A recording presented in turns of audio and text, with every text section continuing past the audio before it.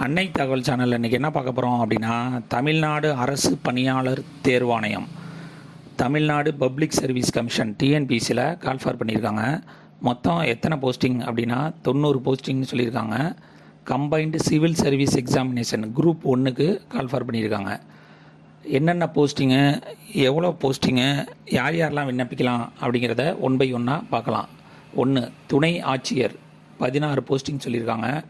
Second, துணை காவல் கண்காணிப்பாளர் வகை 1 23 போஸ்டிங் சொல்லியிருக்காங்க. 3, உதவி ஆணையர் வணிக வரிகள், இதுக்கு 14 போஸ்டிங்னு சொல்லியிருக்காங்க.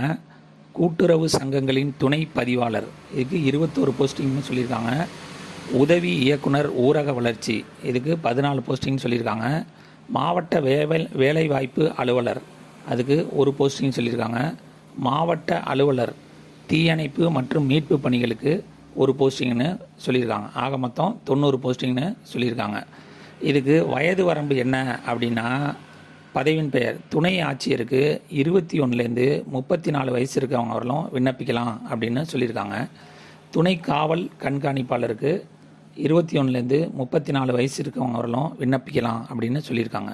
3வது, உதவி ஆணையர் வணிக வரிகள், அதுக்கு வந்துட்டு சாதாரணமாக மற்ற போஸ்டிங்கு எனி டிகிரி முடித்தவங்க விண்ணப்பிக்கலாம். ஆனால் இந்த போஸ்டிங்கு மட்டும் ஒரு பட்டம் பெற்றிருக்க வேண்டும் மற்றும் இளங்கலை சட்டப்படிப்பு பிஎல் டிகிரி முடித்தவங்க இதுக்கு விண்ணப்பிக்கணும் அப்படின்னு சொல்லியிருக்காங்க. இதுக்கும் வயது வரம்பு 21லேருந்து 34ன்னு சொல்லியிருக்காங்க.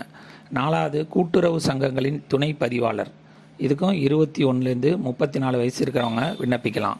உதவி இயக்குனர் ஊரக வளர்ச்சி 21லேருந்து 34 வயசு இருக்கவங்க விண்ணப்பிக்கலாம். மாவட்ட வேலைவாய்ப்பு அலுவலர் 21லேருந்து 34 வயசு. கடைசியாக மாவட்ட அலுவலர் தீயணைப்பு மற்றும் மீட்பு பணிக்கு 21லேருந்து 34 வயசு இருக்கிறவங்க இதுக்கு விண்ணப்பிக்கலாம் அப்படின்னு சொல்லியிருக்காங்க.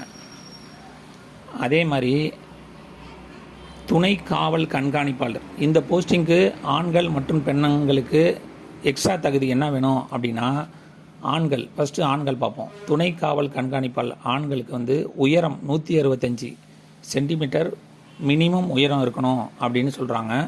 அதே மாதிரி அவங்களுடைய மார்பு அளவு இயல்பு நிலையில் 86 இருக்கணும் அப்படின்ட்டு, விரிவடைகிறதுல 5 இன்ச்சு அதிகமாகணும் அப்படின்னு சொல்கிறாங்க. பெண்களுக்கு அதே மாதிரி மாவட்ட அலுவலர் தீயணைப்பு மற்றும் மீட்பு பணிக்கும் அதே 165 சென்டிமீட்டர் இருக்கணும் அப்படின்னு சொல்கிறாங்க. மார்பு அளவு இதுக்கு 89, மூச்சு வெளியிட்ட நிலையில் இருக்கணும்னு சொல்கிறாங்க. மூச்சு உள்வாங்கிய நிலையில் 5 சென்டிமீட்டர் இருக்கணும் அப்படின்னு சொல்கிறாங்க. இதுவே பெண்களுக்கு எப்படி அப்படின்னா, துணை காவல் கண்காணிப்பாளர் வகை 1க்கு அவங்க 155 சென்டிமீட்டர் உயரம் இருக்கணும் அப்படின்னு சொல்கிறாங்க.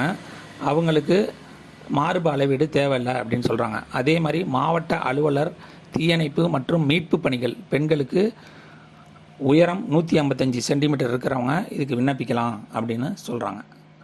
அடுத்ததாக ஃபிசிக்கலி சேலஞ்சடு, யார் யாரெல்லாம் இந்த இதுக்கு ஃபிசிக்கலி சேலஞ்சடுக்கு விண்ணப்பிக்கலாம் அப்படின்னா, துணை ஆட்சியர், உதவி ஆணையர் வணிக வரிகள், கூட்டுறவு சங்கங்களின் துணை பதிவாளர், உதவி இயக்குனர் ஊரக வளர்ச்சி, மாவட்ட வேலைவாய்ப்பு அலுவலர், இந்த போஸ்டிங்லாம் ஃபிசிக்கலி சேலஞ்சடு பர்சனும் விண்ணப்பிக்கலாம் அப்படின்னு சொல்லியிருக்காங்க.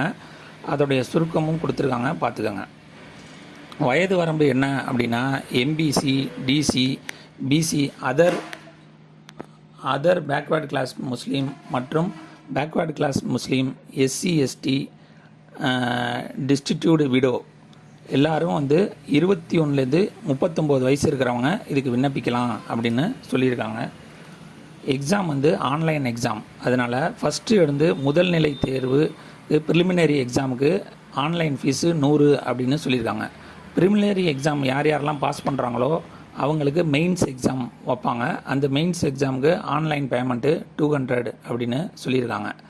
விண்ணப்பிக்க கடைசி நாள் 27/4/2024. எக்ஸாம் டேட்டு என்றைக்கு நடக்குது அப்படின்னா 13/7/2024 காலை 9:30லேருந்து 12:30 மணி வரலும் நடக்குது அப்படின்னு சொல்லியிருக்காங்க. எக்ஸாம் மெத்தடு எப்படின்னா, single paper objective type OMR மெத்தடில் ஷேர் பண்ணணும் அப்படின்னு சொல்லியிருக்காங்க. மேக்ஸிமம் மார்க் 300, டியூரேஷன் 3 ஹவர்ஸ் அப்படின்னு சொல்லியிருக்காங்க. ஜென்ரல் ஸ்டடீஸ் டிகிரி ஸ்டாண்டர்டில் 175 கொஸ்டின் கேட்க அப்படின்னு சொல்லியிருக்காங்க. மற்றும் aptitude and mental ability test SSLC ஸ்டாண்டர்டில் 25 கொஸ்டின் கேட்போம் அப்படின்னு சொல்லியிருக்காங்க. டிஸ்கிரிப்ஷனில் லிங்க்கு கொடுத்துருக்கேன். ஆல்ரெடி டிஎன்பிசி எக்ஸாம் எழுதினவங்க one time user ID password வச்சு டைரெக்டாக அப்ளை பண்ணலாம். ஒன் டைம் ரிஜிஸ்ட்ரேஷன் இல்லாதவங்க ஃபஸ்ட்டு ஒன் டைம் ரிஜிஸ்ட்ரேஷன் பண்ணிவிட்டு யூசர் ஐடி பாஸ்வேர்டு வச்சு டிஎன்பிசி குரூப் 1க்கு விண்ணப்பிக்கலாம். விண்ணப்பித்து வெற்றி பெற்று பணியில் சேர்க. நன்றி, வணக்கம்.